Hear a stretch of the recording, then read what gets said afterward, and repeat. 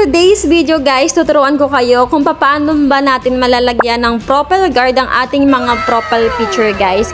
Ito yung paraan guys para malagyan ninyo ng protection ng inyong mga picture, yung profile picture ninyo guys, para hindi ito magamit ng mga nang i-scam or mga nang hahack, para hindi makukuha o ma-screenshot yung mga picture natin. So ayan guys, kung interested ka, then please keep on watching.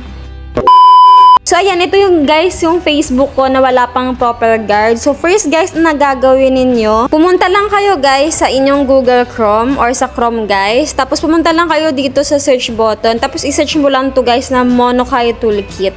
Ayan. So, ganyan lang siya guys. Tapos, itong pinakauna guys na lumabas, i-click mo lang yan. Tapos, as you can see, update na sa akin guys kasi na-install ko na siya. Pero kayo guys, pag nakalagay install, i-install nyo lang siya guys. So, ako, i-update ko muna siya. Tapos yan guys, pag okay na, i-click mo lang guys yung open. Tapos guys, ganyan na pong lalabas. I-click mo lang yung get started. Tapos guys, i-click mo lang yung continue. Ayan. So, tapos pindutin mo lang din guys yung finish. Ayan. After that guys, i-login mo lang yung Facebook mo dyan sa login with Facebook. Ayan, tapos ito guys yung magsisilabasan, i-check mo lang yung dalawang yan, tapos i-click mo lang yung understood, ayan.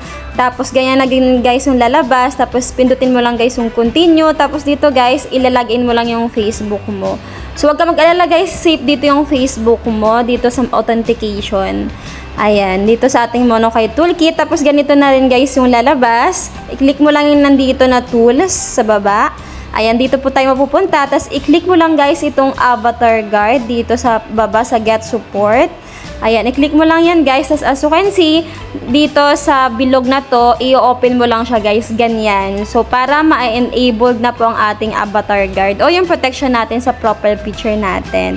Ayan. So, as you can see, ito na guys ang aking Facebook account. Meron at pa tayong makikita dito na guard sa ating profile picture. So, ganun lang guys kadali.